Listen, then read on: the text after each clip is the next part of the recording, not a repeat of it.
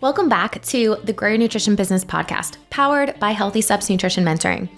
At HSN Mentoring, our mission is to empower people to take control of their health, one step at a time, so they can prevent and reverse chronic disease. HSN Mentoring provides a turnkey solution for gym owners and coaches to build, launch, and grow nutrition coaching programs. My name is Nicole Aucoin, and I'm the founder of Healthy Steps Nutrition, CrossFit HSN, and HSN Mentoring. In this podcast, we're going to teach you how to take one step at a time to build a successful nutrition program so that you can ultimately make a greater impact in your community. Today's podcast guest is one of my new friends, Mike Michalowicz. He is the author of Profit First and The Pumpkin Plan. He has a new book coming out January 2nd called All In. In this podcast today, we talk all about building engaging teams, having a team of thriving employees that are passionate. He talks about what he defines A, B, and C players, how to deal with an employee that's doing the bare minimum, how to get increased engagement and alignment with your employees. It is an incredible episode. I'm excited to go back and to listen to this one again. You're going to want to grab your notebook for this one. If you're a gym owner, a leader, or plan to build a team and want employees, this episode is for you. So excited for you to hear this episode with Mike Michalowicz, author of Profit First, The Pumpkin Plan, and his new book, All In. We will get to this episode right after this message. HSN Mentoring hosts a live event every year for gym owners and coaches. The theme of this event is Health Starts Inside of Your Gym, bridging the gap between fitness and healthcare and really empowering a healthier community through nutrition, fitness, and accountability. This event is a 2.5-day event. We bring in keynote speakers. We have breakout sessions, so you're not having to listen to the same sessions. You can pick the topic that you want to learn more about. Those breakout sessions are small group, intimate, so you get real-time feedback. It is an incredible opportunity to work on your business, not in your business. This is the third year that we're hosting it in Nashville, Tennessee. It is April 18th to the 20th, and Mike Michalowicz is going to be our opening keynote speaker. We only sell 160 tickets to this event. We are already 50% sold out. Prices for this event are going up at the end of November. So lock in your spot today. It is an incredible opportunity to learn and, most importantly, to connect with other gym owners and coaches who are all prioritizing health inside of their gyms. I hope to see you at our live event, the Gym Accelerator Summit in Nashville, Tennessee. All right, let's get to this episode with Mike Michalowicz. Mike Michalowicz, welcome back to the Grow Your Nutrition Business podcast. I'm so excited to have you here today. I'm excited to be back. Thanks for inviting me back. You have a new book coming out, which we're going to take a deep dive in, but I'm just going to preface this. I know everyone's going to love this podcast and learn a little bit more about you virtually, but they are going to have an opportunity to connect with you in person because you are the opening keynote for our Gym Accelerator Summit next year in April in Nashville. I cannot wait. I'm ready to go push up for push up versus anybody there and get my ass kicked. But oh my gosh. All right. Challenge accepted. Challenge accepted. Yeah, we should see who can do the most push-ups. And I'll probably be the first person out. But I can't wait. I can't wait for the event. I may not be able to bring that kind of strength, but I think I'm going to bring some tips and topics and strategies that will be transformative. I have had the opportunity to be with you in two different events this year, one in like a small group setting. And I left that event or that small group meeting, it was an all-day meeting. I left that and I was like, man, this was so powerful. Jason was with me and he was fired up. And I left, and on the way home, I was like, we're going to have to figure out a way for him to come in and talk to our team, talk to our staff. And I really appreciate it. We figured it out. I'm so excited. I know. Me too. And then a few months later, you were speaking at an event I was attending, and that was incredible too. You did a run out on the stage, which was hilarious. You know, what's funny is, so it's interesting when it comes to speaking, and this is a business tip, is do what other speakers won't do, or do what other people in your industry won't do, because it's hard to forget different. So you probably remember me running on stage. You may remember some of the tips and ideas, and you may remember the face of other speakers, but you won't have that necessarily that distinguishing thing like, oh, they did something that I'll never forget. So I was at another event, and I watched all the speakers before me and they were big, pretty big names and stuff, all come from stage left. So I asked the host, I said, can I sit in the middle of the audience when you call me? And they're like, okay. And then what I did was I walked down. It was a theater style. It was an actual theater. I crawled over the chairs. But what's interesting is the second I started doing this, people started helping me and they almost started to carry me down. And my point was, if you do different, you're willing to do it, it's a little scary inside. People will never forget. And that still comes up. That's how they open their video for this conference, like the most amazing conference ever. And you see me crawling over steps or over chairs. So different works. Oh, man. Well, I'm excited for you to make an entrance at our event. I got to think, I better think of a good one. All right, gosh, I'm so excited to talk about All In Team. So you are writing a book called All In, basically around teamwork. And this is such an important topic because as most of our audience, CrossFit affiliate owners or just different gym owners, they start being the marketer, the coach, the cleaner, the everything. Yep. And then you start adding people to your team. And some people do this thing where it's like amazing. You've got a team that you're like, this is awesome. I'm thriving. And then you've got other people that are like, oh man, my team is rowing in different directions. We're going in circles. We're all disengaged. What are some of the common things that cause that to happen? Like, what are the differences? Yeah, well, I'll give you one right out of the get-go is if you force people to comply, they will seek to defy. It's wired in human nature, meaning rules and regulations actually cause us to find ways around them. The classic example I use is like with rental cars. Nicole, you've rented cars. And, when you rent a car, you pull up to I call it the DMZ, where the sirens are going off, there's lights, you got to show your ID 100 times so you can take your Prius out the gate. But the second you get out there, if you're like me, I floor it to see how fast this little hybrid can go. I skid into lights. I abuse the car because they tell me, got to return with no scratches, clean car, a full tank of gas. There's all this compliance requirements and penalties if I don't comply, and therefore I'll seek to defy. So great leaders don't force compliance. They definitely have rules and regulations, but they allow the people to express themselves. So the other little rhyme I have is if you help people through nourishment, they will achieve flourishment. They'll grow. And here's the greatest way to nourish your team. Realize that the objective you have for your gym, the revenue objectives, the member objectives, all those KPIs are the dream of yours. I mean, it's what you want as the business owner. And that's magnificent, but it's not the dream of your team. They have their own vision of what they want for themselves. So my own little business here, I have 8 employees at this office. One person is buying their first house. Another person is literally just moving to an apartment today and is excited about furnishing it. Another person is learning Spanish. Another person is pursuing clinical psychology and she's starting her master's program. What we need to do as leaders is embrace those individual visions our colleagues have and support them. I'm not saying financially, but just encourage them to flourish, nourish that because they will flourish. And what will happen is when you encourage their own personal aspirations, it is through human reciprocity will encourage the aspiration of the business. And what I suggest is it's basically walking arm in arm with each other. You're achieving your goals, and this is simply a pathway to support that. And as a result, you're going to support my goals, which is revenue and so forth. So those are a couple things you can do. So what I'm hearing is gym owners need to be meeting with their employees one-on-one to find out what are you wanting? What does success look like for you outside of just checking all the boxes in my business? 100%. Yeah. And you nailed it with one-on-ones. We do weekly one-on-one meetings at our office. And when we first started considering this, I'm like, this sounds like such overwhelm. It's probably better just to meet once a year during the annual review, fix what's not working and so forth. Oh, right. That's the strategy we're using. And it's the worst strategy because with those annual meetings, all the problems are kind of accumulated. And now I'm trying to fix a year, going back a full year, and it requires major adjustments. There's an expectation around the salary requirements. So there's usually, they're trying to do some stuff to negotiate that.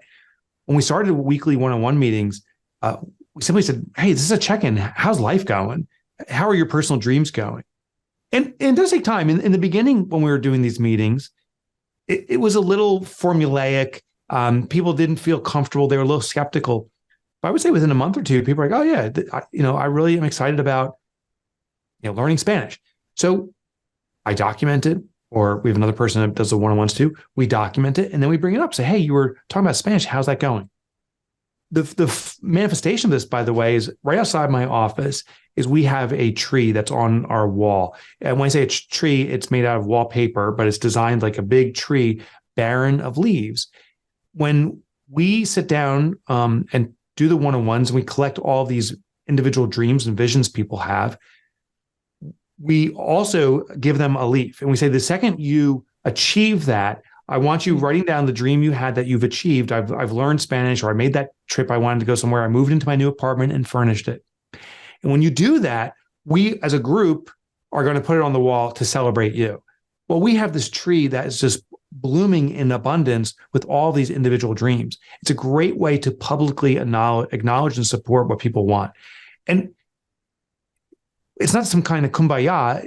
Now the team is motivated to support the company because the company is supporting them.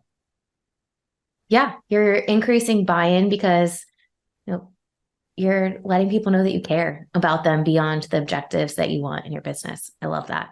You care for them, they'll care for you. I love that.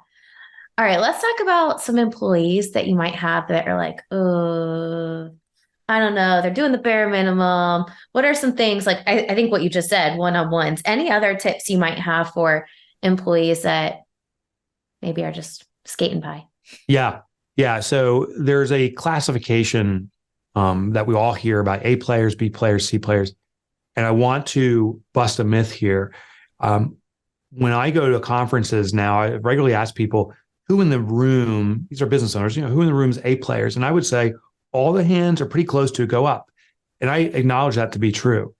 I then ask the same group, I say, well, what percentage of the population are A players? And usually the response, Nicole, is like, 5%, 10%.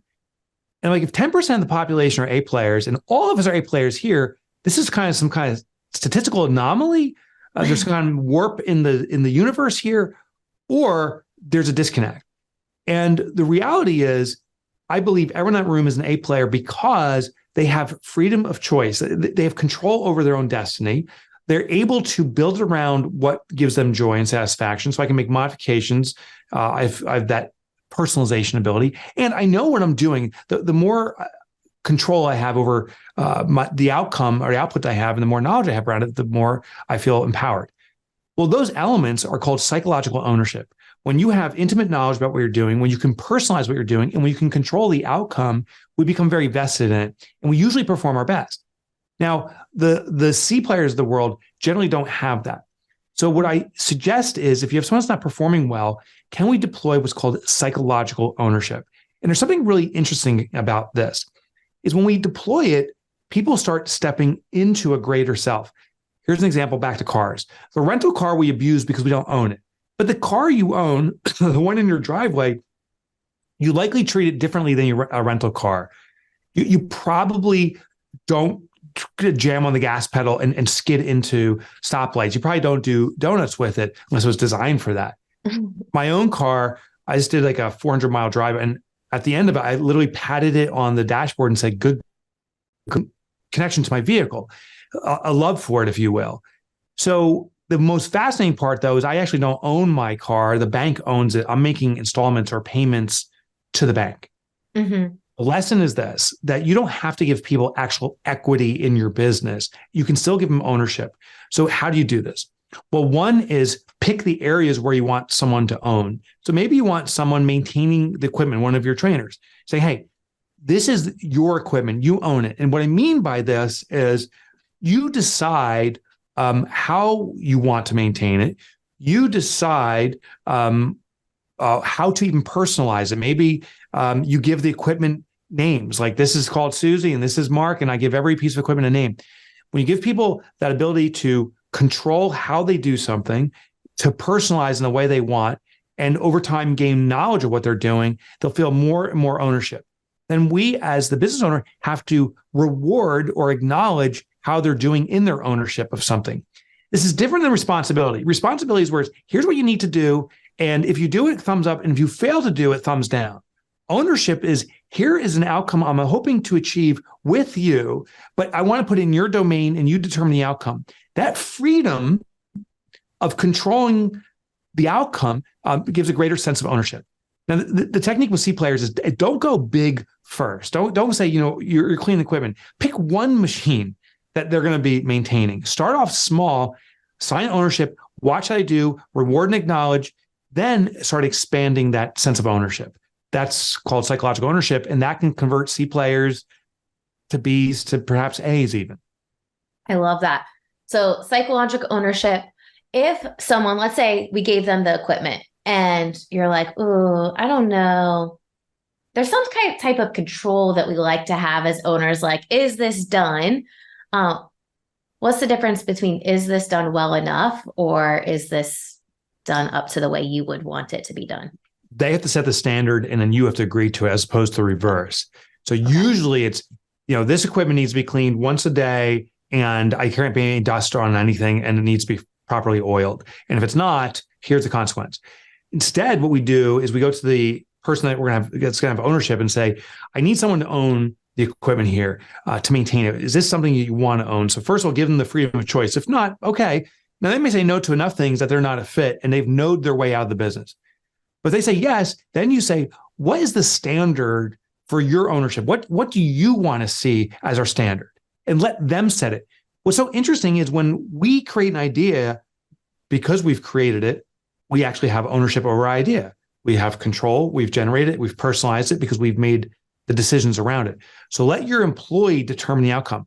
If it's unsatisfactory, saying, you know what, that's a standard that doesn't fit what I see for the company. Maybe this is something you shouldn't own here. What do you want to own? And quickly, they'll find a spot where they'll meet your standards or not. And if they can't, and they won't, they're not a fit. The most surprising thing is when I flip the script, as opposed to me saying, here's the standards, and ask, what's the standards you want? Inevitably, people set standards higher than I would even set for myself. And now, because they created it, I can say, I'm going to track this and make sure that you're achieving the standard that you set. Is that the best way to do this? Is that fair? Yes. And that's how you do it. Assign them the task, if you will, of determining the standard that they should live to. And then there's a piece of the follow-up, reward and acknowledge you mentioned, but like following up, okay, is this actually getting done to the standard that you set for yourself as an employee of the business? Yeah. And now the beauty is you're doing weekly one-on-ones. So these check-ins are like, hey, how's life going? How you doing on those dreams of yours? Hey, there's a few things you own here. I'm proud that you've owned the maintenance of our equipment. Tell me how it's going. And now you have a weekly check-in on it. And you can say, listen, I walked around, I observed, you nailed it here, you failed there. And you can use the sandwich technique. The sandwich technique is where it's, the bread, but the meat's in the middle. So you start off with, hey, I love what you've done in a couple of these machines. Actually, even some of our customers have noticed how cleanly our space is now. And I've also noticed there's a few machines in this section that are getting a little more use or a lot more use and are not maintained to the standard that you were setting.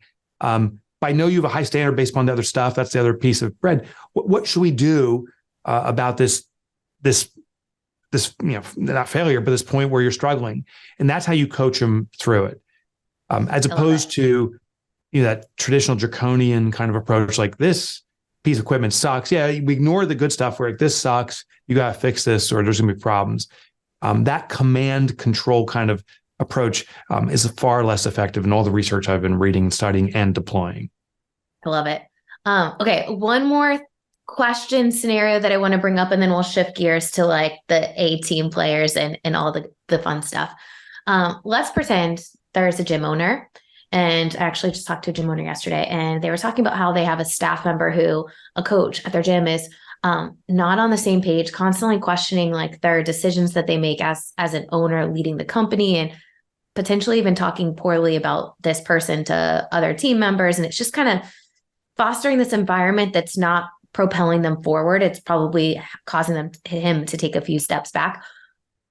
I talked to him about it, and he just was like super nervous letting someone go that might impact the relationships, with CrossFit specifically, coaches have relationships with members. So what are some tips maybe that you would have for a gym owner that's like, I know this person is not the best fit for our organization? Yeah. So sometimes not letting someone go is the most costly mistake you'll make. And it's very common with entrepreneurs. We're afraid to do it. So we're like, well, keep them on a little longer. Maybe they'll improve. But someone who's cancerous, that starts to spread. From their perspective, they're dissatisfied with something. It may not even be at the CrossFit gym, it may be outside their life, and you're just the outlet for it.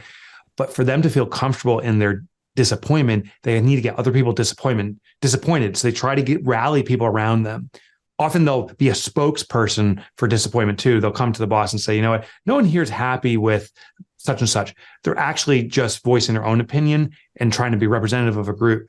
So that group is in a sticky situation. They have a colleague who's trying to pull them into the dark side, if you will, yet they're trying to serve the company. They are usually so grateful when that person is let go so they can return to their normal. So keeping someone on is very dangerous. That's not a fit. It does require a hard conversation. And again, you have these one-on-ones and you say, what's going on? How's things going? Now they may put on a facade and say, everything's great. Life is great. How's things working here for you? Everything's amazing. Well, if you know that's not to be true, say, you know what? It's funny. Your behavior doesn't indicate that. And it's never point out another employee like, Susie Q said that you're saying stuff, saying, I'm getting a sense or a vibe that you're not happy here. I can see it in conversations you have with people. And it just seems like everyone's down when we're having a conversation.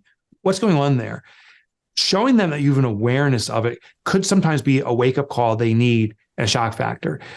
Sometimes you have to go even harder and say, listen, we have people that are being affected by this.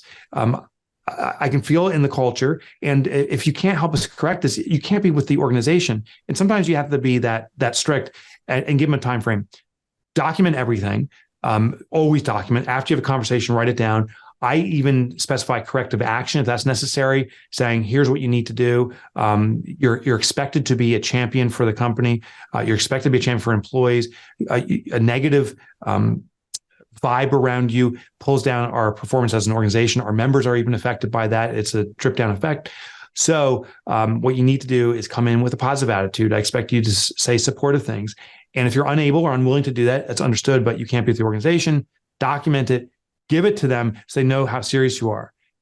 I was talking with attorneys and lawyers and all these different folks as I was writing the book on the proper way to terminate. And one lawyer, her name was Nancy Green, shared something that was so concise, but it was the eye opener for me.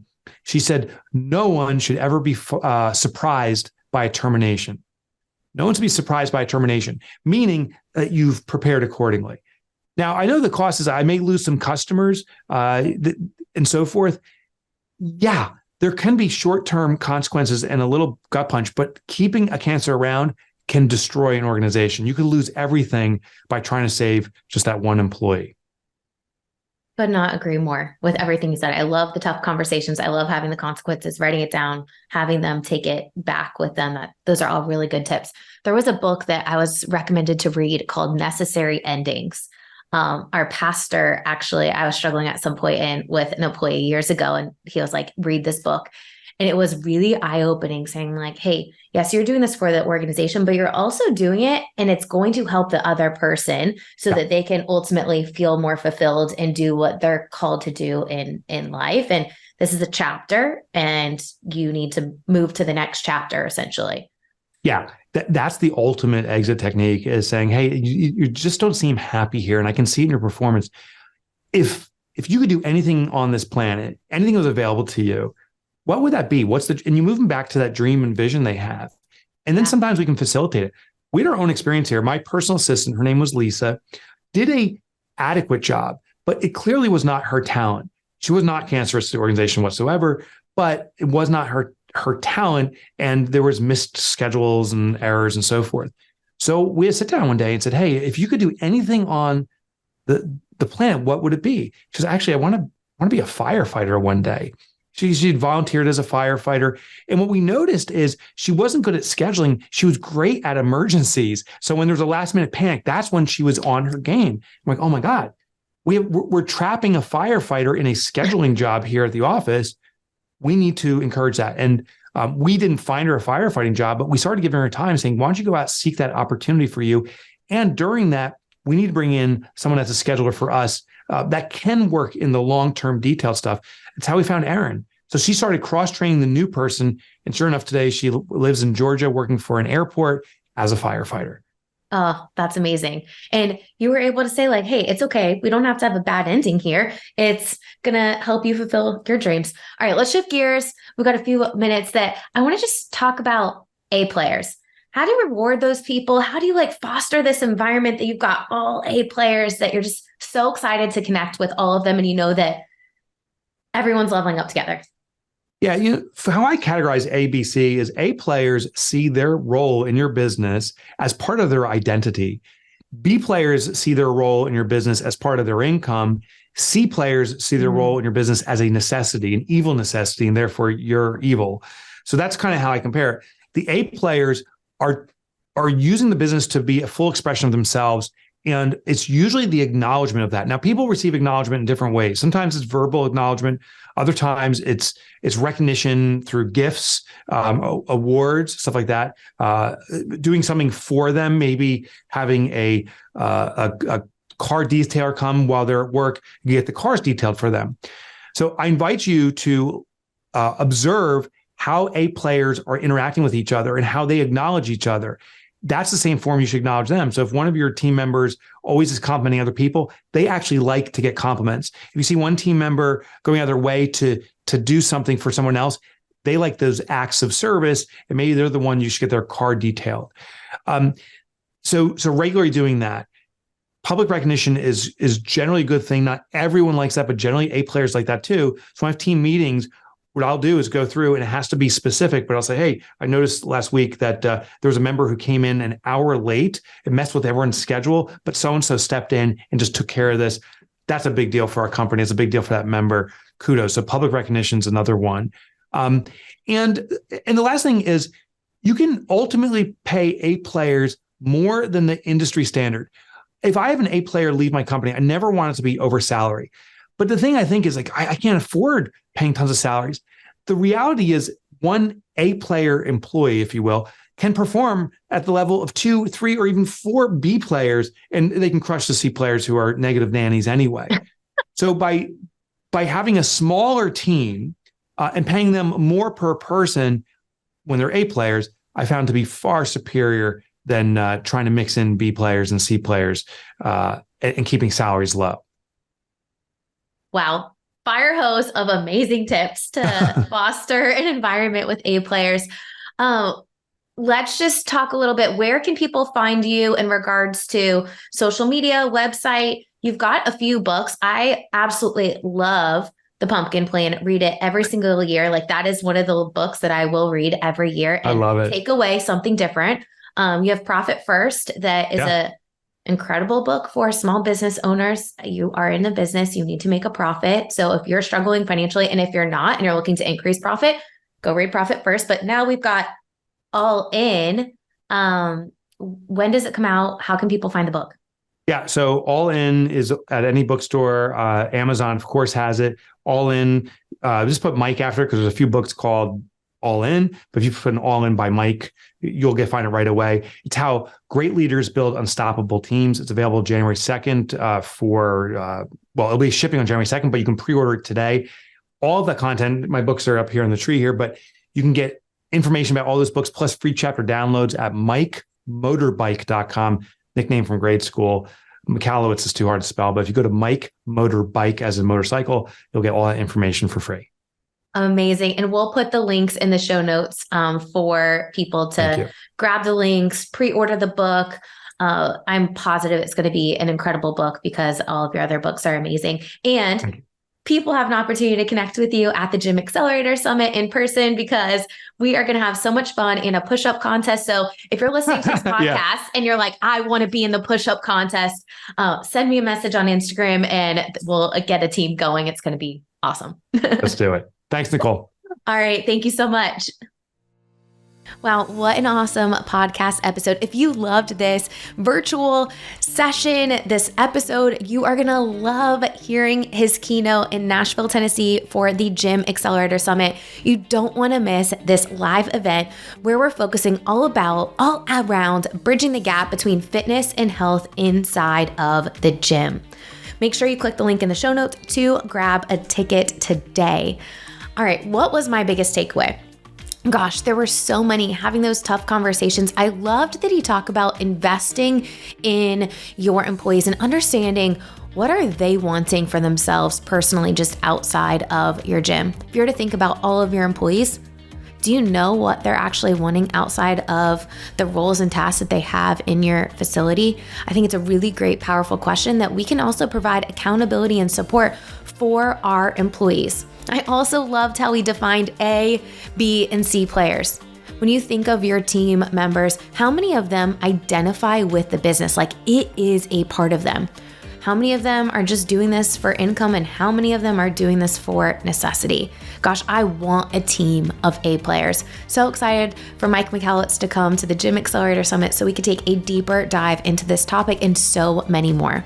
I hope you enjoyed this podcast episode. Don't forget to subscribe. And if you loved it, please leave us a review so this podcast can reach more people. We'll see you back here next week.